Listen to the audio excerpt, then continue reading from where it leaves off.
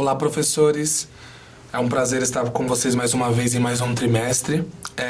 Essa semana nós vamos ter nossa primeira aula, que vai sair para vocês. Eu não sei o dia específico que esse vídeo vai sair, né? Mas vocês vão ter a semana aí para se preparar para essa primeira aula em relação aos Colossenses. A igreja, que está ali na cidade de Colossos, é uma revista que ela foi construída com uma base muito cristológica. É uma revista que ela foi construída com pontos teológicos um pouco mais profundos do que geralmente a gente coloca nas cartas. Eu vou especificar os temas para vocês. E entender um pouco qual que foi a proposta que a gente colocou aqui nessa revista, e assim a gente consegue segmentar melhor todas as lições. Essa primeira lição, ela é uma lição um pouco mais tranquila, porque ela é um pouco mais prática. A gente fez mais um passo a passo de como interpretar uma epístola. A gente colocamos ali modos, né, de você conseguir, o jovem que lê, não só o professor que vai passar no seu caso para ele, mas de conseguir olhar e segmentar ele mesmo ali a revista e falar, entendi o que é isso, entendi o que Paulo estava querendo dizer. Então a gente tentou fazer, principalmente na primeira lição, mas também um pouco na segunda, um passo a passo que a gente conseguisse desenvolver melhor os assuntos que vão ser abordados, tá? Convidar vocês, professores, a entrar dentro de Colossenses. Ela é uma carta pequena, ela é uma carta riquíssima demais. Ela é uma carta que foi escrita com pontos que Paulo já havia tratado anteriormente, mas que dessa vez ele trata com muito mais profundidade. Então, por isso que nas primeiras lições colocamos um pouco mais de profundidade em temas mais teológicos, para que a gente consiga fazer uma base ali, para depois começar com várias aplicações para a nossa juventude. Primeira lição, então, seria como ler e por que estudar Colossenses, que é esse passo a passo, como a gente está colocando. Segunda lição, contextualizando a carta. Então ainda a gente está na parte de contexto na segunda lição, mas mais já propriamente dito dentro da carta e do tempo ali onde ela se coloca. Terceira lição, o Evangelho da Esperança. E aqui, como o tema vai colocar, né, um tratado cristológico, o tema da revista, o subtema da revista, nós precisamos entender que é uma carta totalmente voltada a Cristo. É claro que nós vamos ter ali a nossa parte do processo, na lição 7, mas quando nós chegarmos nessas lições, nós veremos que ela nos apresenta uma forma que nós precisamos fazer nossa parte, mas ao mesmo tempo essa parte é voltada a Cristo. Então ela é uma lição totalmente cristológica. Obviamente que isso é muito enviesado pelo primeiro capítulo, onde a gente tem aquele hino que Paulo escreve, que ele é muito profundo, ele é a imagem de Deus invisível, primogênito sobre toda a criação, e automaticamente sobre isso nós entendemos que o foco de Paulo ali, ponto a ponto nos próximos capítulos, ele desenvolvendo e expondo aquilo que está naquele hino. Então, aquele hino serve até como base de muitas das coisas que nós vamos estudar. Então nós temos o Evangelho da Esperança, uma vida digna em Cristo, a supremacia de Cristo na criação, a supremacia de Cristo na igreja, a nossa parte no processo, o famoso tesouro escondido, o grande espetáculo, uma nova vida em Cristo, nova vida, novos comportamentos, família, trabalho, amigos, tudo para a glória de Deus. E revisitando a última lição, a gente vai fazer ali um apanhado, né? A gente vai fazer um resumo e voltando um pouquinho em alguns pontos centrais que a gente viu durante a revista, revisitando a supremacia de Cristo, que seria a lição 13. Então, professores, essa primeira lição é para nós entendermos basicamente só as estruturas da epístola, e antes disso estou fazendo essa introdução para entendermos o que veremos muito nessa revista. Tem pontos muito teológicos. Em algum momento você pode olhar e falar, nossa, mas faltou uma aplicação ou algo assim. Geralmente a gente separa um tópico ali bem específico para a aplicação daquela lição que a gente está estudando, mas a ideia, principalmente nessa primeira e na segunda, que nós vamos ter na semana que vem, mostrar aos jovens que Paulo estava contrapondo, dando contra-argumentos, né? Dando seus argumentos contra os argumentos de falsos mestres, mas sem citá-los diretamente. Então a igreja de Colossos, ela estava funcionando como se fosse um campo de batalha intelectual. E esse campo de batalha intelectual era pessoas dizendo coisas daqui, pessoas dizendo coisas de lá, e dentro disso daqui, eles dois, os colossos no meio, enquanto os dois falavam em ambos os cantos, um sendo Paulo e outro sendo falsos mestres, e eles aqui com a experiência deles de igreja, com a experiência que eles tiveram durante ali o seu tempo de cristão, e tentando interpretar e falar, não, mas o que Paulo falou, eu tenho experiência, o que ele falou, eu não tenho experiência, mas ao mesmo tempo que ele fala muito bonito, ele fala muito bem. Então, a gente tem um campo de batalha intelectual ali na mente dos colossos, dos colossenses, né? Dos crentes ali em Colossos. Então, esse é um ponto importante para nós desenvolvermos durante toda a revista. Ele vai começar a ser tratado aqui, na primeira lição. No primeiro tópico que vocês vão ter aí, ele vai mostrar para nós no primeiro tópico como ler uma epístola. Eu vou passar sobre esses tópicos bem rapidamente para a gente focar nesse último que eu falei sobre esse campo de batalha intelectual. Então ele vai colocar como ler uma epístola, vai ter ali uma parte escrita ali para vocês conseguirem se aprofundar melhor e conseguirem direcionar ali os seus alunos em relação a isso. Mas geralmente tem uma estrutura básica ali que gere todas essas epístolas. Às vezes uma ou outra pode sair um pouquinho, mas na maioria delas elas seguem essa estrutura, que é o nome do escritor, o nome do destinatário, a saudação, uma oração, um desejo de ação de graças, geralmente tudo isso fica ali bem no começo, o corpo do texto inteiro da epístola e, por último, a saudação final e despedida. Isso independe se foi Paulo que cita e outra pessoa escreve, como acontece para a Igreja dos Coríntios ou em outras oportunidades, ou se é a própria pessoa escrevendo. Geralmente as estruturas paulinas, até as estruturas de epístola mesmo daquele tempo, elas seguiam basicamente esses pontos, tá? Como estudar uma epístola? E aí tem alguns pontos legais para a gente colocar. O primeiro é que, pensem, professores, que a epístola é uma carta. E uma carta, como que nós lemos uma carta quando nós recebemos ela? A gente lê ela de uma vez. A gente não pega uma carta, é claro que hoje é muito difícil chegar a uma carta, né? Mas aí pensem em um e-mail um pouco mais extenso, ou em algo assim, você não fica, hoje eu vou ler só 2 parágrafos, amanhã eu vou ler mais 2 parágrafos. Não é essa a maneira correta e nem a maneira usual que nós fazemos quando nós recebemos cartas, e-mails muito longos ou textos que nós precisamos ler em uma rede social. Geralmente a gente para, tira um tempo e lê ela completa para entender o raciocínio, entender o que a pessoa que escreveu quis dizer. Aqui é a mesma coisa. Ela é uma carta. É claro que os capítulos e versículos nos dá uma ideia de uma divisão muito clara. Mas, na verdade, quando Paulo ele envia essa carta, ele envia para ser lida de uma vez. Então ele envia a carta, as pessoas liam ela publicamente ali para os cristãos e ele não envia, se você reparar, ele não envia ali ao anjo da igreja, ele envia para a comunidade. Então a comunidade leria aquela carta de uma forma corrente. Então, o primeiro ponto para se estudar melhor uma epístola é ler a epístola inteira de uma vez. Senta, começa do capítulo 1, versículo 1 e vai até o último capítulo e o último versículo da carta. E assim você vai entender como que era basicamente a experiência deles a receber isso. Obviamente que a experiência ela vai ser diferente para você porque a carta foi recebida no contexto deles. O contexto deles estava acontecendo aquelas coisas exatas que eles estavam lendo. Mas se você sentar e você ler a carta, você vai entender como que era a dinâmica de receber essas cartas antigamente. Segundo, contextualizar a carta. Esse ponto é muito importante. Depois nós vamos ver um pouco mais abaixo a aplicação disso, mas toda carta é escrita por alguém que tem um destinatário em um determinado tempo e por um determinado motivo. Nós não podemos simplesmente pegar uma carta e entender dela o que nós quisermos. A carta nem sempre ela está aberta a interpretações diversas conforme nós queremos.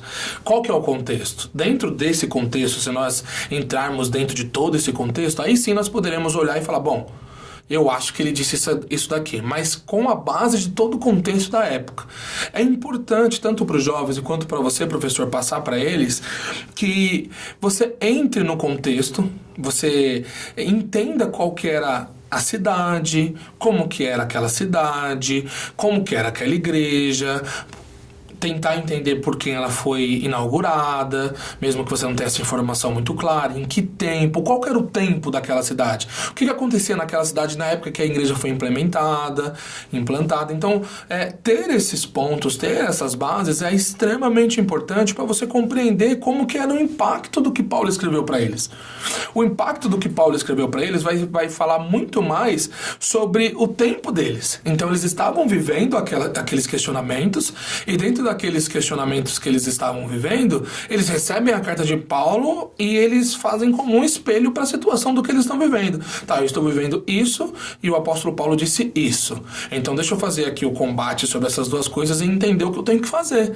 Essas orientações passadas por Paulo, ou essas teorias e essas práticas em capítulos diferentes que Paulo vai passar para aquela igreja, é importantíssimo para nós conseguirmos compreender que era especificamente para aquele momento que eles estavam vivendo.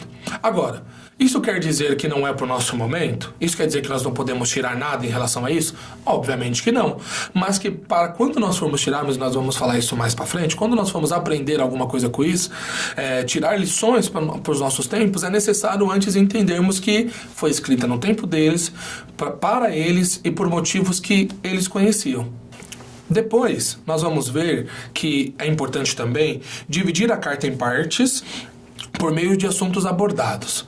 Então, dentro disso, é você segmentar ali, ó, separou, pensa aí, você parou, professor, leu a carta inteira de uma vez, e aí você vai conseguindo perceber, além do que ele vai trocando de assuntos em alguns momentos. Então, ele está falando sobre o sacrifício de Cristo. Agora, ele está falando sobre a ressurreição de Cristo. Agora, ele está falando sobre como que os cristãos de Colossos, da cidade de Colossos, os colossenses, eles entenderam e viveram ou aplicaram aquilo que Cristo tinha feito. Depois ele está falando de marido, depois ele está falando de esposa, depois ele está falando sobre fazer tudo para a glória de Deus. Então você vai percebendo que o apóstolo ele vai mudando de assunto conforme ele vai avançando a carta, porque ele não está tratando um assunto só, ele está tratando vários assuntos que giram em torno de um motivo. Então o que você vai fazendo? Você vai segmentando a carta. Então pense que ela não tem capítulo, que ela não tem versículo, que você não tem esses tópicos em cima, esses subtítulos que você tem aí em cima dos seus capítulos, e você vai fazendo isso na sua casa. Vai falando, agora ele mudou de assunto, agora, e assim você vai entendendo, vai criando ali uma estrutura e entendendo como que o apóstolo está falando para eles e como que eles estavam recebendo aquilo. Essa parte é muito importante. Identificar os principais argumentos do autor também é importante. Toda a carta, ela vai ter um argumento central, ela vai ter pequenos argumentos e ela vai ter ali o que a gente podemos chamar, por mais que não é uma palavra muito usada, de subargumentos ou de nuances ali, que vai sempre trabalhando em volta desse argumento central. O que acontece? Quando nós vamos estudar, nós vamos entender que Paulo está falando para os colossenses a respeito principalmente de Cristo e sua divindade e a sua aplicação como Cristo na vida da comunidade. A partir disso, os efeitos que essas aplicações têm na vida deles e como eles experimentaram aquilo, e a partir disso, como que as aplicações de tudo isso que nós estamos dizendo eram na sua vida cotidiana. Então você vai percebendo que é uma escala de argumentação de Paulo até chegar no como que ele trata a esposa, como que a esposa trata o marido, como que eles tratam os filhos, como que eles são no trabalho. Entende? Então, identificar os principais argumentos de Paulo ou do autor, se você tiver em outra carta, utilizar esse ensinamento para outra carta, vai balizando você a entender os pequenos argumentos que estão por trás, eles refletindo naquele argumento maior. Bom, então eu tenho que tratar melhor a minha esposa por conta disso que ele falou aqui, por conta de outra coisa que ele falou lá. Então você vai conseguindo fazer essa estrutura e assim você vai entendendo melhor. Então percebam que essa parte disso da epístola é muito importante para você conseguir segmentar o seu pensamento. É claro que hoje está muito mais fácil. Você consegue acessar um comentário bíblico, consegue pesquisar algo na internet, que nem sempre é tão seguro, mas você consegue. Então você tem outros pontos que se colocam em relação às cartas que você consegue ter mais elucidação, você consegue entender melhor aquilo. Mas esse exercício é muito importante, porque por mais que as coisas estejam mais mastigadas hoje, é muito importante você parar e fazer um exercício que te desafie, que você sente e fala, eu quero entender o máximo que eu puder lendo comigo, e depois eu vou consultar os especialistas que estudaram, os pastores devotos que pregaram, e depois você vai ali entrando mais na carta propriamente dita. Por quê? Porque você já entendeu um pouco mais da estrutura. Então é muito importante, porque apenas a leitura nunca vai ser o suficiente. Pense, irmãos, e professores, pense que você não consegue sentar, ler a sua revista, e não é indicado que você faça isso, por isso que a gente coloca a bibliografia no final, para você consultar. Pense que você... Não é possível sentar, ler a revista e falar, estou pronto para dar uma aula. Geralmente não é assim que acontece. E geralmente não deveria acontecer assim, se isso acontece. Por quê? Porque a ideia é que você lê, entenda as estruturas e pesquise. Se a gente conseguir mostrar para os jovens a importância de eles fazer principalmente esse primeiro trabalho, ler, estruturar, tudo na mente deles, isso pode trazer para eles o desejo de começar a pesquisar mais, de começar a entrar mais no texto, de entender melhor o que você, professor, está dizendo. Por último, fazer perguntas ao texto, que aí é um método...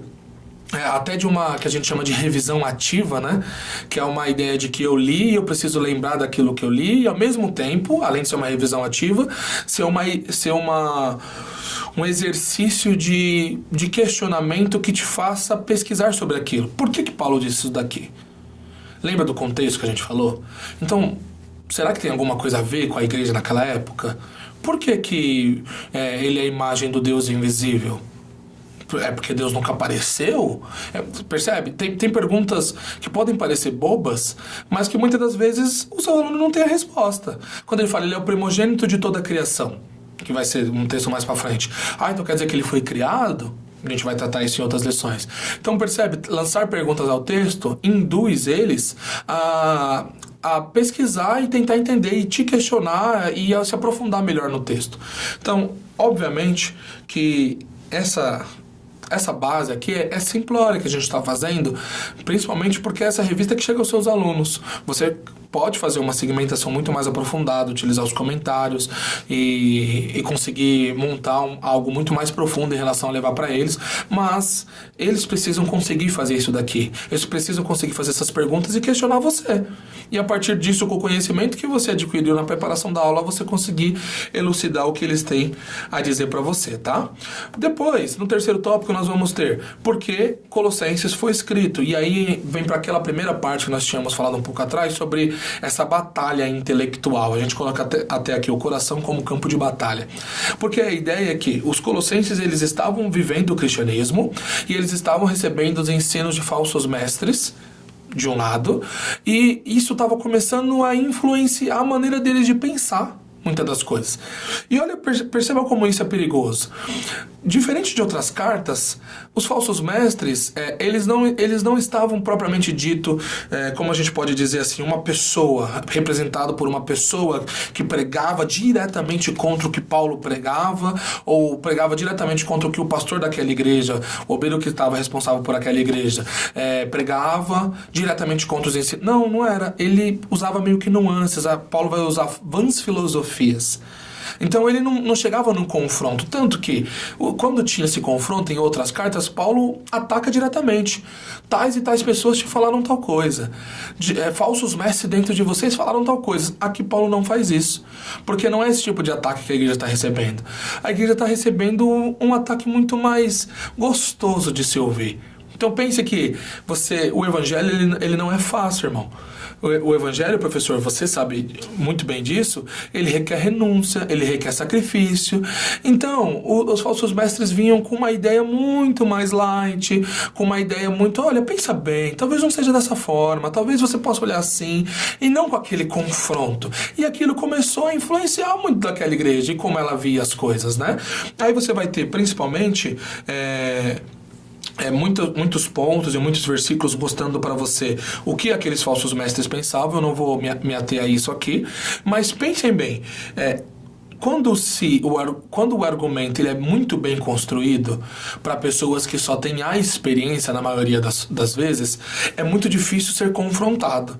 E muitas das vezes, naquele momento específico da igreja, a igreja ela tinha experiência daquilo que Paulo estava falando para eles, do que tinha sido pregado anteriormente, que não foi Paulo provavelmente que abriu essa igreja. E ela já tinha experiência do evangelho, mas eles precisavam segmentar muitos pontos que essa carta aos Colossenses ajudaram eles a segmentar. Então, muitos pontos eles não tinham elucidado. Então vinha aquele falso mestre e colocava um argumento tão bonito, um argumento tão bem construído, e acabava influenciando, infelizmente, os crentes daquela igreja. Então foi necessário que Paulo escrevesse isso daqui. Esse ponto é legal porque se nós formos como trazer para a nossa realidade, pensem, professores, muitas das vezes esse é o mundo que a gente vive. Dessa mesma forma, pessoas com vãs filosofias tentando deixar muito bem apresentável, ou muito mais palpável, ou muito mais comestível alimentos da Bíblia, que a gente sabe, que nós sabemos que não é assim. Então as pessoas chegam em nós e colocamos, mas você tem a sua base X. Mas essa base X, se você olhar bem, era muito mais daquela época. Hoje em dia não é tão assim. Olha a igreja tal, como ela age dessa forma. Olha o irmão tal que não pensa assim. E vai começando a te dar argumentos, não no sentido de confronto, de falar, você tá errado, isso aqui não é assim. Não, mas no sentido muito mais bonito, muito mais brando. Vai te influenciando aos poucos. Vai tirando de nós algumas certezas que elas eram basilares do nosso cristianismo. Então, certezas de como, a palavra de Deus é realmente a palavra de Deus?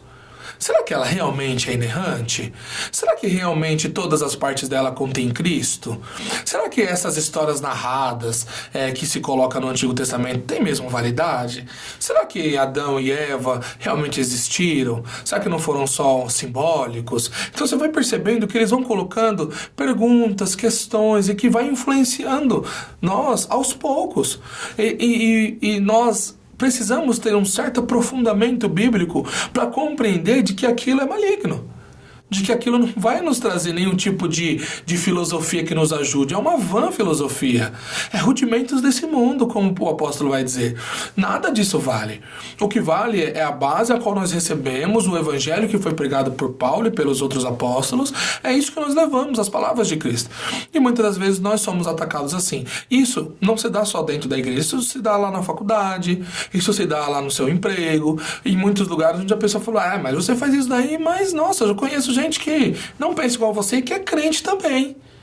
E você olha e fala, é crente, percebe?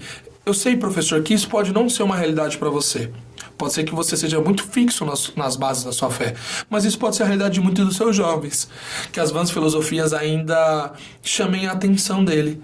E aí, nesse de chamar a atenção, ele começar a falar às vezes coisas que você repara e fala, isso aqui tá meio estranho o que ele tá dizendo.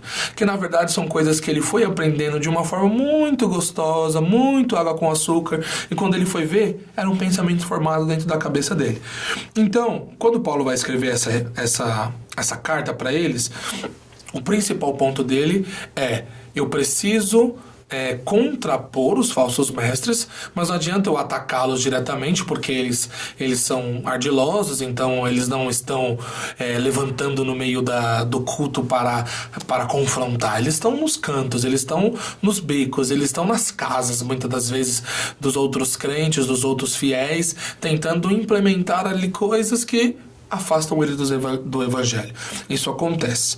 Então, esse é o principal ponto de ele escrever toda essa carta, e nós vamos ver muito mais sobre isso conforme a gente for avançando na revista. Para finalizar, o quarto tópico vai: como que se aplica uma epístola? Primeiro, o texto, e aí eu preciso que, professores, vocês fixem isso na cabeça dos alunos de vocês. O texto não pode significar uma coisa diferente do que significou para a igreja dos Colossenses, da cidade de Colosso. Nós não podemos inventar uma interpretação. Nós não podemos olhar e dizer assim, mas eu acho que é isso aqui. Nós não temos espaço para isso na Bíblia. Mas você vai dizer, professor, mas O contexto lá, você disse que a gente tinha que estudar o contexto. O contexto hoje é outro. Ok, como que a gente divide isso? Se o contexto lá for parecido com o contexto que nós temos em nossa igreja, a aplicação para nós vai ser a mesma aplicação que foi lá. Se o contexto lá for diferente do contexto da nossa igreja, aí o que nós fazemos? Pegamos as verdades fundamentais dos argumentos de Paulo para eles e aí utilizamos aqui para o nosso contexto. Nós não podemos de jeito nenhum falar, não, o contexto lá é outro, então eu vou entender de acordo conforme eu quero isso daqui. Não. Ele foi escrito dentro de um contexto para uma determinada necessidade que, por sinal, é uma necessidade muito atual. Se a igreja a qual você está, professor, ela não tem essa necessidade de pessoas, vamos dizer assim, fazendo o evangelho ficar mais light, ou colocando coisas ali, lá era circuncisão, outros tipos de ritos judaicos, né? Mas às vezes aqui é outro tipo de coisas no sentido mundano, trazendo coisas para dentro da igreja que não é interessante no sentido de palavra de Deus, não é certo no sentido de palavra de Deus. Às vezes esse é o seu contexto, então a aplicação de lá vai ser a mesma aplicação daqui. Colocar Cristo como supremo, mostrar para os jovens ou para a sua igreja que, independente de todas as coisas que eles queiram implementar no evangelho, o evangelho é sobre Jesus, sobre morte, sobre ressurreição, sobre sacrifício. Então a aplicação vai ser a mesma. Agora, se o contexto da sua igreja não for o mesmo mesmo que estava lá, for um contexto diferente, você vai pegar bases do ensino que ele colocou lá para aplicar na sua igreja. Exemplo, Cristo é supremo sobre todas as coisas no céu e na terra, tanto espirituais quanto não espirituais. Esse tipo de aplicação você consegue colocar sobre qualquer problema. Se o problema da sua igreja ele é um problema que não é sobre falsos ensinos, mas é sobre falta de comunhão no meio da igreja, porque a responsabilidade era de um irmão para fazer tal coisa e ele não fez, e aí esse irmão não fala com esse, e enfim, um monte de... Você vai apresentar Cristo como supremo sobre todas as coisas e mostrar o tamanho do sacrifício, o tamanho do poder dele, o tamanho da soberania dele na vida de todos e principalmente da congregação, e mostrar a partir disso que aquela rixa entre um irmão ou outro, ou entre um irmão e o pastor, não resume a igreja como um todo, porque eles precisam entender que o foco deles ali é adorar esse Cristo supremo e não agradar o irmão ao lado. Então assim, eu tirei um exemplo aqui só para mostrar para vocês que o contexto da sua igreja pode ser diferente. Mas o fato de o contexto da sua igreja ser diferente não quer dizer que você precisa inventar algo a partir de Colossenses para aplicar à sua igreja. Você vai pegar exatamente o que o apóstolo disse para aquela igreja, tirar as bases principais, se o seu contexto for diferente, e aplicar conforme o que ele disse lá, mas nos dias de hoje. Então, a nossa missão com uma epístola ou para qualquer coisa da Bíblia, irmãos, não é inventar interpretações nossas, é mostrar a partir do que está escrito, do contexto daquela época, como aquilo pode ser replicado para nós hoje. Porque o Deus a qual a gente vai apresentar, o Cristo a qual nós vamos apresentar, o Espírito a qual nós vamos apresentar, ele não mudou. E se ele não mudou, a partir disso, o tempo mudou, mas as atuações deles continuam as mesmas, às vezes de formas diferentes. Então cabe a nós interpretar que forma está sendo a atuação hoje, para mostrarmos a essa igreja que o Cristo é o mesmo lá de que Paulo colocou a igreja dos Colossenses, ok? Então nós temos outros tipos de aplicações que você vai ter na revista, e você vai conseguir perceber, professor, que é muito rico essa carta. Ela é riquíssima. É necessário que você mostre para os seus jovens nessa primeira aula o quanto eles vão se aprofundar em questões, às vezes, que eles nem imaginavam que existiam em relação a Cristo e em relação a interação entre Cristo e a sua igreja. Então, é muito importante que você passe esse ponto para eles nessa primeira aula, para que assim vocês consigam segmentar. Então, professores, nessa primeira aula, o que nós fizemos? Segmentamos como se interpreta e, principalmente, como se monta um esquema legal e como se aprofunda dentro de uma epístola, mesmo sem os comentários, por mais que depois vocês possam dar acesso aos seus alunos e vocês vão ter aí pela bibliografia. Mas eles em si, sem nenhuma ajuda externa, conseguem sim ter uma boa noção ali do que a epístola vai querer dizer, o que o apóstolo estava dizendo, seguindo essas regras. A partir da próxima lição nós já vamos entrar mais na lição propriamente dita, dentro da epístola, aula propriamente dita. Então, essa lição inicial foi mais para compreendermos o que nós vamos tratar durante toda a revista e principalmente mostrarmos para eles esse campo de batalha intelectual que estava, e a partir disso como é importante nós trazermos isso para os nossos dias hoje. Então, agradeço você por estar assistindo esse vídeo, desejo para você uma ótima aula e que você consiga passar esses pontos e muito mais de acordo aí com a revista e com a bibliografia que você vai ter para os seus alunos.